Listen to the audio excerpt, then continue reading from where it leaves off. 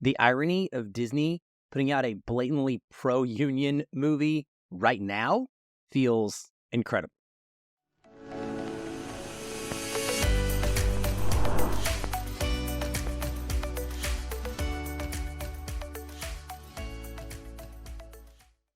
Hello and welcome everyone to Feel and Film. I'm your host, Aaron White, and you're here where I bring you new release reviews pretty much each and every week. This has been a busy week for me. This is the third film I'm able to get out to you in advance of the upcoming Thanksgiving holiday weekend. So let's get right into my thoughts on Wish, coming to us from Walt Disney Studios Motion Pictures. It stars Ariana DeBose, Chris Pine, Alan Tudyk, Angelique Cabral, Victor Garber, Natasha Rothwell, Jennifer Kumiyama, Harvey Guillen, Evan Peters, Rami Youssef, and John Rudnitsky. It is directed by Chris Buck and Fawn Veerasunthorn, written by Jennifer Lee, Allison Moore, and also Buck and Veerasunthorn.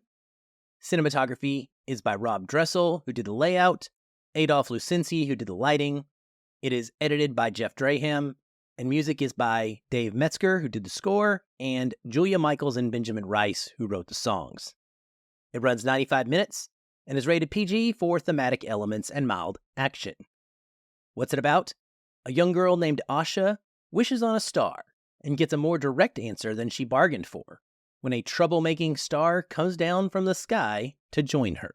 So obviously this story uses the age-old wishing on a star trope, but it does so in a rather unique way in order to tell a story that's really about the societal loss of hope and opportunity to pursue dreams. Our setting is the kingdom of Rojas, which is ruled by a self-taught magician who is named Magnifico, and who established this kingdom as a means of creating a place where he could help prevent its residents from experiencing the heartbreak or the failure of not being able to achieve their biggest goals, dreams, aka wishes. The way he does this is when a person turns 18, they come and they give him their greatest wish, and he stores it away for safekeeping. Simultaneously, the person then fails to remember what their dream or wish was, and so they're left with a little bit of a hole inside themselves, but they can't feel pain for not accomplishing this dream of theirs if they never remembered that they had it in the first place. And then Magnifico also, as the benevolent leader that he is, annually grants one wish to someone in the kingdom. And this is done completely by his own choosing of who is worthy to have their wish granted. So basically, this story is about a white guy in power who controls the hopes and dreams of a largely minority kingdom, and he has convinced himself that he's doing them a favor. He's also stereotypically obsessed with his own good looks. I mean, his name is Magnifico, for crying out loud, and he's created this little bubble world where he can make all of the decisions, stay in control, and deprive the people of any disruption that might occur to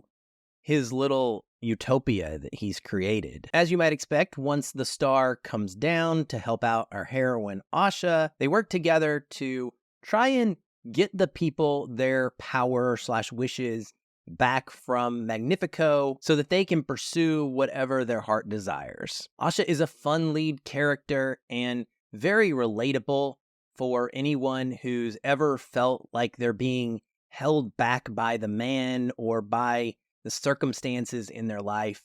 We also get to see some fun interactions between she and her family, specifically her mother and her very elderly grandfather, and then also she and her friends group, a selection of teenagers like herself that also work in the castle. Now, the best Disney films have animal sidekicks, in my opinion.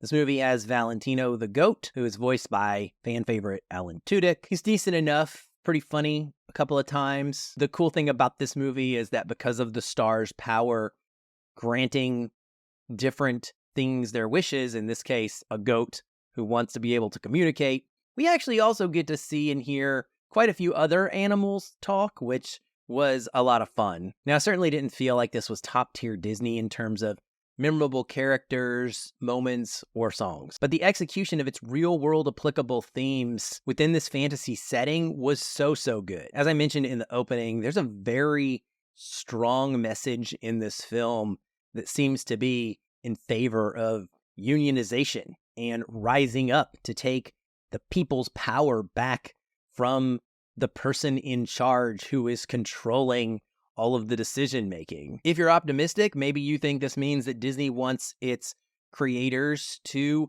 look for new ideas and try to break the mold of what they've done before and wants to bring in more diverse voices. If you're cynical, which I tend to be, you probably just look at this as a big old slice of hypocrisy in which we would expect the C-suite of Disney never in a million years to buy into their own message that is being sold here, and this rather just being an attempt at gaining some social cred.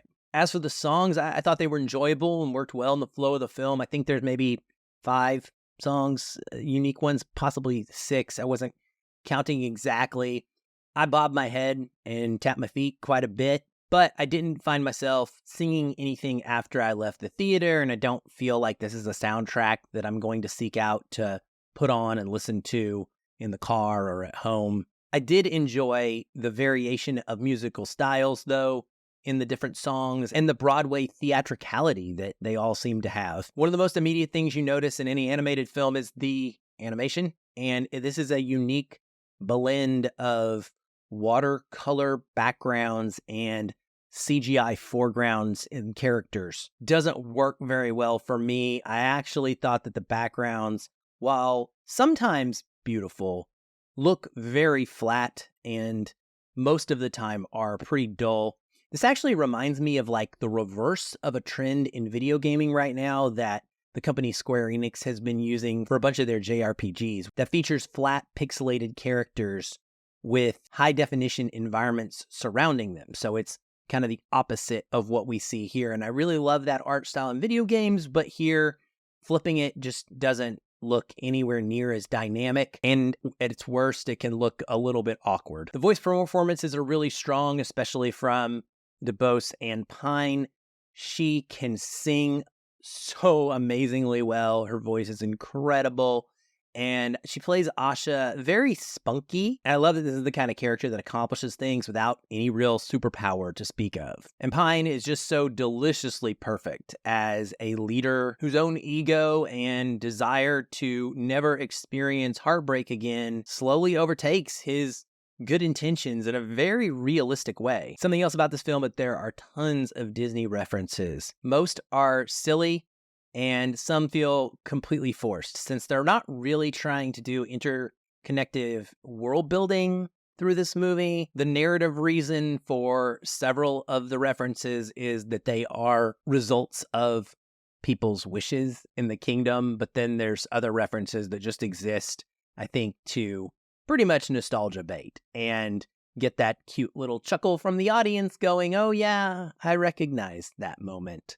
It's what we love these days. We eat that stuff up, and Disney knows it, and so they threw it in here, even though I don't really think that it makes much sense. So my overall feeling is really just that this is the story that lacks a sense of magic that I expect, and it's actually stronger as social commentary than as a fairy tale. In fact, I think it's pretty forgettable. It is a brisk and enjoyable adventure. It's just not one that I see myself being compelled to return to. Don't let that dissuade you from taking your kids to the theater over Thanksgiving holidays, though.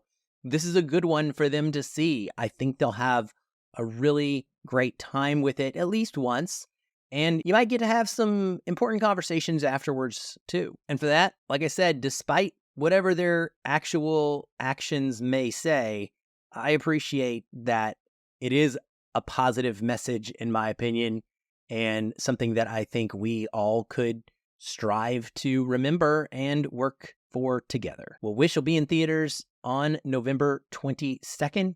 You can check it out then. That's it for this episode of Feelin' Film.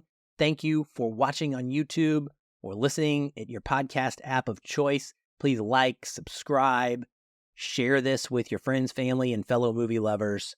And feel free to seek me out and chat, whether it's in the YouTube comments or somewhere on social media.